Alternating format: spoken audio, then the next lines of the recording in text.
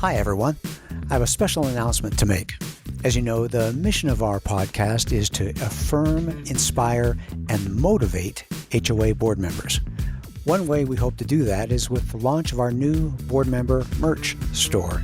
As a gift to boards who are meeting online, we're offering dozens of free and fun Zoom backgrounds designed specifically with you in mind. We've provided a link to the new store in our show notes. Please check it out. Throw it out to the entire membership and say, hey, are you interested in doing this? And be honest about it. It takes only approximately 3 hours a month, to work on this particular committee. And like I said, be honest. People don't like that bait and switch. I don't know how many board members said, oh, I'll be on the board because someone told them, oh, it's only 2 hours a month at that meeting, and after that, they're a little angry because they found out it was like 10 or 15 hours a week. But that's another thing to think about. So be honest about it. HOA Insights, common sense for common areas, exists to help all 2 million volunteer board members nationwide have the right information at the right time to make the right decisions for their future. This podcast is sponsored by 4 companies that care about board members: Association Insights and Marketplace, Association Reserves, Community Financials, and Kevin Davis Insurance Services. You'll find links to their websites and social media in the show notes. Hi, I'm Robert Nordland of Association Reserves. And I'm Julie Adaman with Adaman Inc. And welcome to HOA Insights, where we promote common sense for common areas. Well, welcome to episode number 57, where we're again speaking with management consultant and regular co-host Julie Adaman. Today we'll be discussing the topic of when to retire a committee. Well, pretty much everything has a life cycle, and sometimes committees or committee members get stale or honestly lose their purpose. But committees have momentum, and it's easy to serve and feel good about serving when there's not much to do, and it doesn't take time. But remember, it's all about running a healthy association, and that means sometimes you need to stir the pot a bit and say thank you and move on and let things go. So what might that look like? Well, why might that be necessary? Settle in and adjust your volume because you're about to find out. Well, this is an episode to follow up episode number 56, another one of our popular Board Hero episodes. And it's always a real treat to hear from our board heroes from all across the country because everyone has a story that's different. We get to hear about what got them involved, what they contribute to the association, and we get some great ideas to share with our board member audience. And if you missed that episode or any other prior episode, take a moment after today's program to listen from our podcast website, www.HOA Insights, or watch on our YouTube channel. And better yet, subscribe from any of the major podcast platforms so you don't miss any future episodes. We enjoy hearing from you, responding to the issues that you're facing, that you're feeling at your association. So if you have a hot topic, a crazy story, or a question you'd like us to address, you can contact us at 805-203-3130 or email us at podcast@reservestudy.com. So Julie, for today's program, let's start with one of those listener questions related to this topic. And this question came from Greg in Myrtle Beach, South Carolina. And he says, we have an architectural committee of 5 people. 3 are never available. And I read between the lines thinking, so Greg is doing all the work. How do we fire someone from a volunteer position? Well, isn't that the question of the century? First of all, not easy, but it can be done as long as you handle it with forethought, kindness, and a sense of fairness, and projecting that fairness to the rest of the community. So we'll just use this architectural committee. This is perfect. So, and I think your read on that is probably right, Robert, that you got one guy or 2 people who are doing all the work and the other people aren't doing anything. And so patting they themselves need some... on the back. I'm on the committee. Yep, I'm on the committee, but I haven't showed up to 10 meetings. So that really means you're doing nothing. So let's talk about that. If you're going to repopulate a committee, partially or fully, I would say Greg is probably on the committee. So this needs to be something the board has to step in and help with. Actually, the board has to do it because committees serve at the pleasure of the board, with the exception of possibly the nominating committee and in some instances the architectural committee, depending on your governing documents, but that's neither here nor there at the moment. Let's start from the beginning. You have to have a solid reason for wanting to repopulate a committee or committees. Okay, so it can't be just, I don't like you anymore, get off. You're a Republican or you're a Democrat, get off. You don't go to the same church I do too, whatever it is. You have to have a solid reasoning. And this is a delicate dance because some of these people who need to be off a committee may have served for years and done very well for years. Perhaps their life has changed. Now they're not doing so well physically, or in a lot of communities, especially in retirement communities, maybe they're not doing mentally very well. I'm dealing with that on a committee that I serve on right now in my community. And there's someone who is just the most wonderful person, but does not have all their faculties. And I mean, this is a sad thing, but it's a truth. Yeah. And for all of you out there who are, retired and you're living in 55 plus communities, which is now an 85 plus community, you know what I'm talking about. So you have to be quite mindful of what you're doing. And you also have to be mindful of how politically sensitive it is on certain committees and with certain people to repopulate those committees and to segue those people out. And so how are you going to do that? Well, first, do you want me to do you want to comment on that, Robert, first before I launch into the next thing? Yeah, okay. Last time we spoke, we were talking about getting a pipeline for new board members. We talked about the importance of having committees. We talked about the importance of having communication. We talked about the importance of the board, I almost want to say the chemistry, how effective they were doing running the association. So primarily for a person that has spent years, that you want the message to be thank you for all the years and untold, uncountable volunteer hours. You don't want that to blow up in your face. You don't want that to be a stain on the board. So the message has to be well crafted. And maybe it is, can we say, a confidant, a friend of theirs who says, hey, Joe, hey, Fred, hey, Sharon, whoever it is,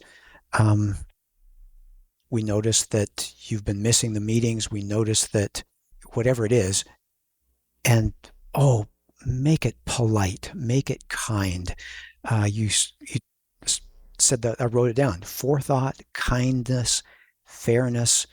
You want the board to be known for good things, and transparency. And transparency. Yeah. As much as the board needs to do the hard things, raising the assessments is a hard thing.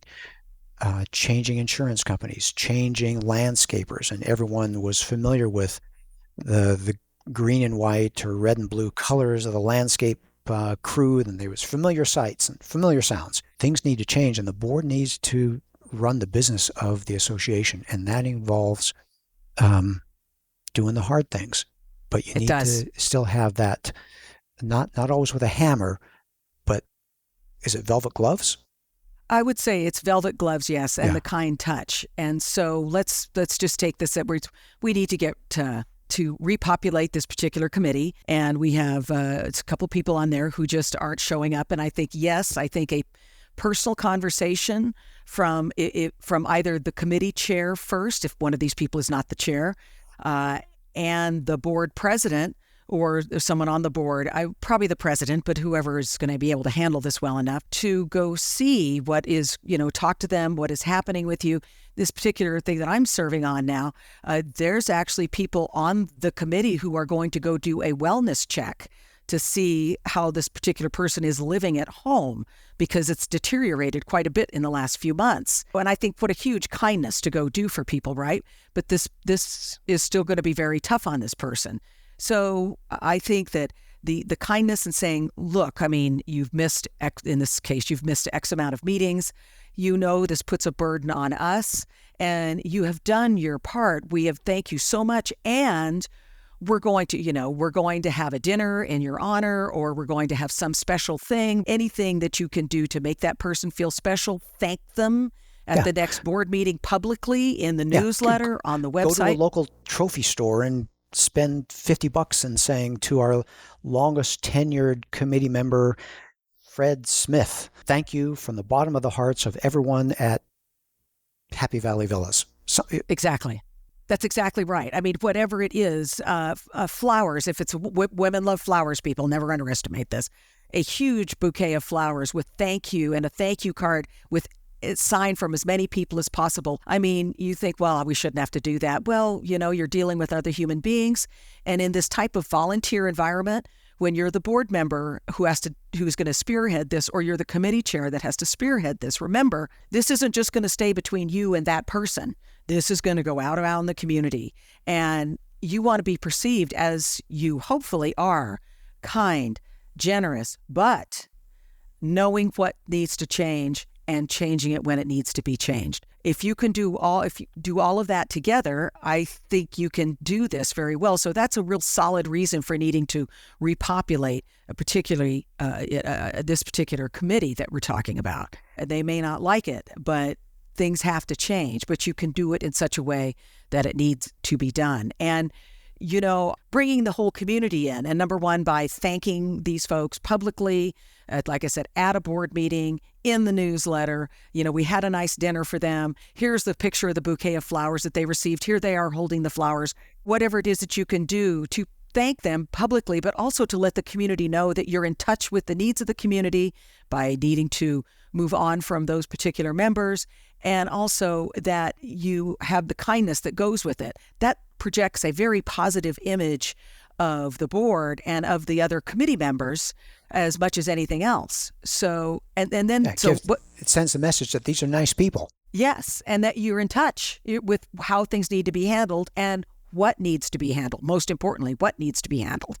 And so, okay, now you're stuck with, now we need 3 new committee members. What do? We go to the community at large first. You go to the community at large asking for volunteers.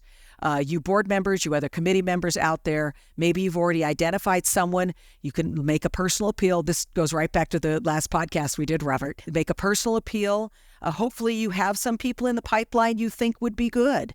But if not, throw it out to the entire membership and say, hey, are you interested in doing this? And be honest about it. It takes only approximately 3 hours a month, to work on this particular committee. And like I said, be honest. People don't like that bait and switch. I don't know how many board members said, oh, I'll be on the board because someone told them, oh, it's only 2 hours a month at that meeting, and after that, they're a little angry because they found out it was like 10 or 15 hours a week. Yeah. Anyway, but that's another thing to think about. So be honest about it. And the next thing I wanted to say was for the board, always remember to create and adopt policies that have to do with your committees so they have a really solid platform on which to perform, and that could outline that the committee members must attend X amount of meetings a year, or if they miss 3 meetings in a row, they may be considered for, removal from the committee, all in a nice way, of course. But these things give the committee members know that if they've missed 3 to 4 or 5 meetings, that they're probably going to be removed anyway. So it gives the board and the other committee members a platform on saying, you haven't been there and I know your health isn't good. So we need to move on from this, but thank you so much. And then everything else comes back into play on that.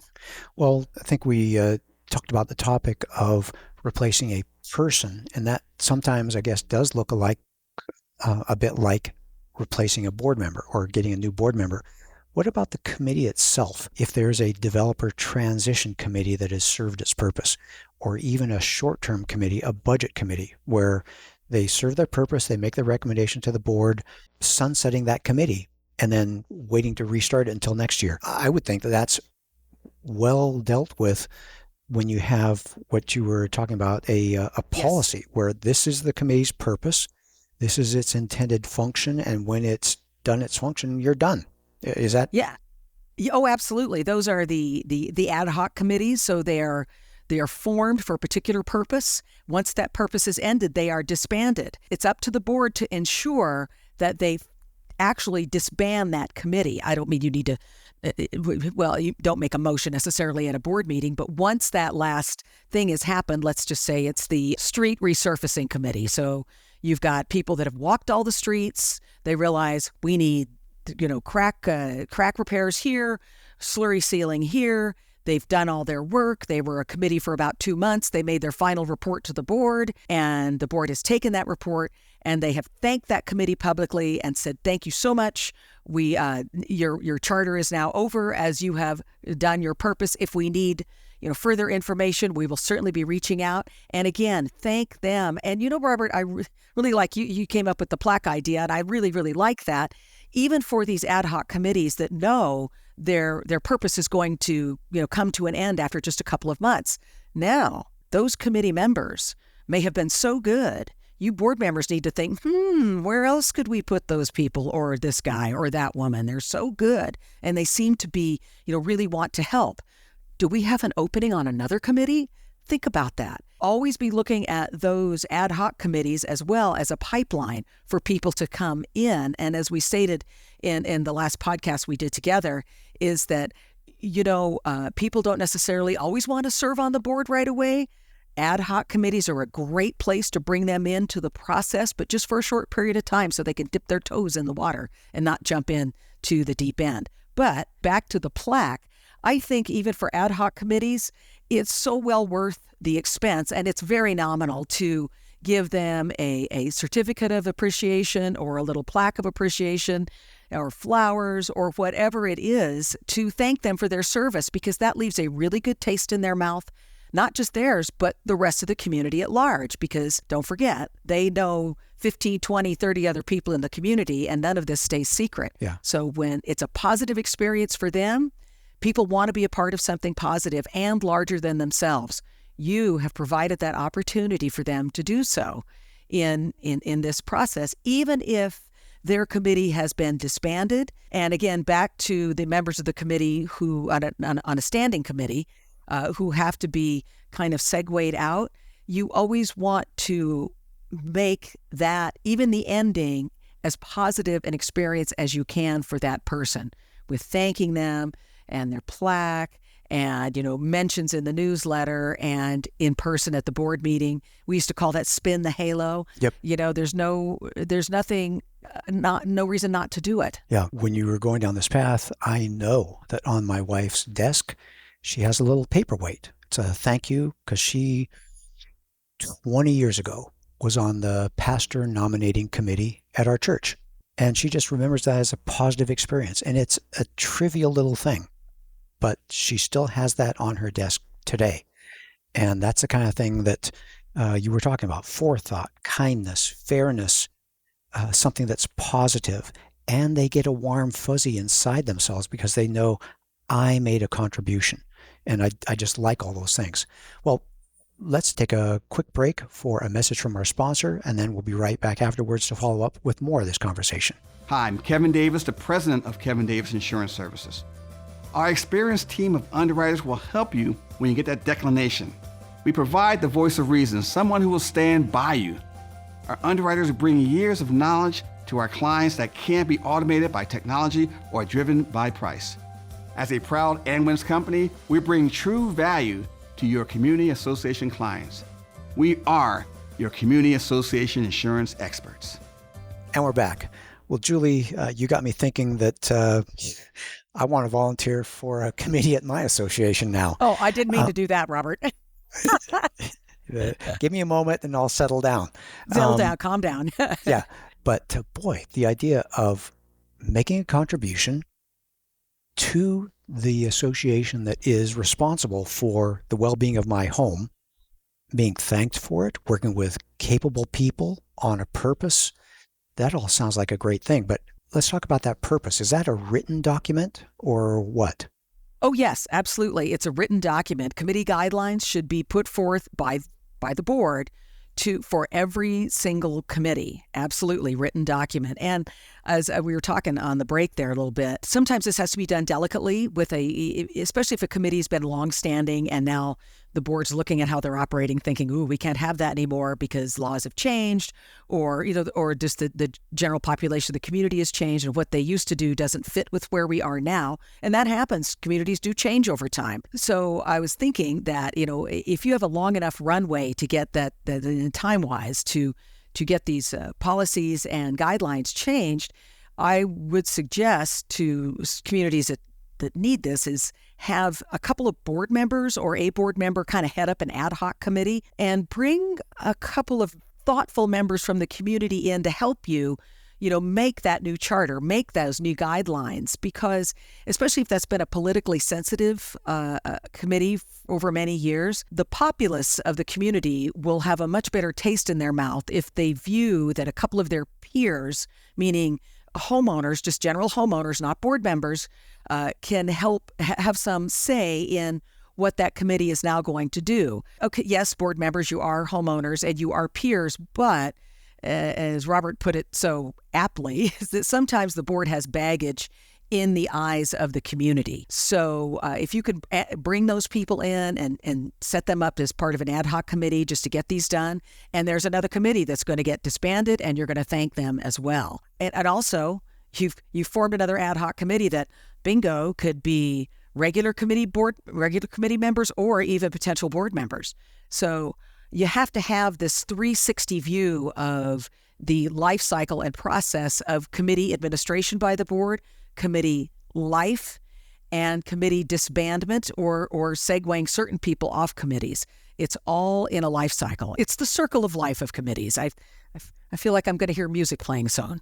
Yeah, the Disney Lion King stuff. Lion it's in King, the back exactly. of my mind. Yeah, but that's a good point. And I like your idea that it needs to be the body of the association, some people, maybe the manager, maybe former committee people that have standing in the community, and maybe one other idea. You see this sometime in business where someone valued to the company may be retired, but they give them the title of chairman emeritus or something like that. And nothing official, but it's a recognition that if there's ever a tough question on the architectural committee, we'll go to Joe. Or Joe always, or whoever it is, always had a way with words, and they can help on the refining the rules, and they can always be of assistance. Boy, they have a way with words. They know how to craft things in such a nice way. So it can be those other elements, the people from the association. And I really like that as being a way to have yet another pipeline for the board member, because that's really what it comes down to, what we're talking about, a well-functioning community. And a well-functioning community requires a well-functioning board, and that well-functioning board is fueled by committees, standing committees, ad hoc committees, or even trusted advisors. Yes, absolutely. Again, it's the holistic, it's 360. It is, and I know for board members, you're like, oh my God, I have enough to do. But if you start thinking of it this way and set yourself up as your board functions, we always want to be looking at, for the new committee members, we want the new pipeline. We want to be as inclusive as possible. And that's one more thing. Actually, I mean, go back to this about repopulating committees. Maybe some people need to segue off. One of the great things you can do as a board member to close that loop is, what are the reasons you want to repopulate that committee? Well, you may know some of the real reasons, and actually someone maybe has memory issues or something like that, but there may be real reasons that the people who are on those committees are really entrenched and anti-board or anti-community or something like that. What you need to do is you always want to, and this is true, you always want a fresh set of eyes. You always want someone with a different thought processes. Maybe your committees are populated by folks who are all retired, which is great because retirees have a lot of time on their hands, but they don't consider that now there are young families moving into the community, and maybe they have a different perspective on what we want the playground to look like, or what the dog park should be, or maybe we should install a dog park on that other end of the community so we don't have to get in our cars and drive to the other one.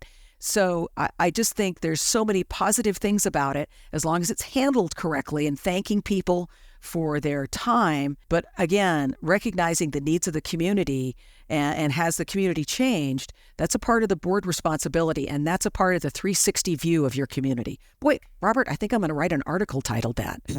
I like that, the 360 view. Yeah. Well, I want to take this just a little slightly different direction. Horror stories. We have audience members that send us questions, send us problems, and sometimes we just have to say, you need to speak to your attorney about that. And some of them have been when a committee becomes a clique. These people are all the moms at home, and they all think exactly the same way. Or we had one email I recall was, they're all ex-cops, and so they all think the same way. And good for them. good for the moms who are able to be at home, good for the ex-cops, good for whoever. But there's value in having a dissenting voice, different points of view. I can imagine that the retirees who walk slow just aren't thinking the same things as I'm dangerously going to stereotype, a young mom who's out pushing her stroller fast, getting her 10,000 steps in. That's not a stereotype. That's reality. That's true. Yeah. Yeah, some of it is physically true. And my wife serves on a committee where there is one frustrating person who only checks her email once a week. For whatever reason it is, you need to be cycling people. And that whole idea of always recruiting everywhere we look. Always. That's the healthy community. And of course, that's what you're always striving to. That's what we're striving for in doing this podcast, right? And that Robert does with our other co-hosts, is striving for the health of community associations, because obviously it feeds our businesses, but honestly, it makes people happier. I mean, it's no magic bullet, Robert. It's no silver bullet, but it makes people happier. Yeah, we're talking about building better communities. We're talking about affirming board members, inspiring board members, motivating board members, helping them in the hard work they do. And the well-functioning community association is the net result, where people know that I live in Happy Valley Villas. The management company goes by a different name. My board does good things, and every once in a while they ask me for my opinion. And maybe that's it. Maybe that's another way where you go out for a straw poll and you get information back, you ask for comments, and even those people who respond with in an articulate couple sentences to say that I think it should be this way because da-da-da-da-da. And you say, whether you like it or not, that was a well-written opinion. Thank you very much for thinking about it. And, maybe you leave that one alone. Maybe you follow up and say, that's a person who's thoughtful and who cares. You've talked about polling just right there, and I wanted to touch on something. When way back in the day, many years ago, when I was a community association manager, now don't forget, this is before we had things like SurveyMonkey or that. I mean, a survey went out and it was so it went out in snail mail. And so when it came back, they all had to be opened in that. And when I was a manager a long time ago, I hated surveys because, first of all, they were a lot of work.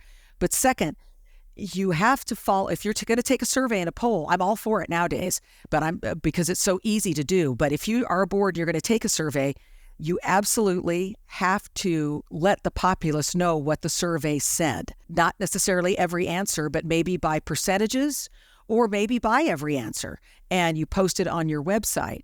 And if you're going to do certain things, you need to tell them you're going to do it. And if you're not going to do it, or you're going to say, we're going to study it, you just need to let the people know. So if you poll, remember, you have to do something to follow up. That's really important. I just wanted to tell everyone that. Yeah, well, every time we have you on the program, you remind us that communication is so important. And an association is not going to function effectively if they are weak on their communication element. Mm-hmm. That's correct. Absolutely correct. Okay. Well, Julie, looking at the time here, it's time to wrap this episode. It's always great talking with you.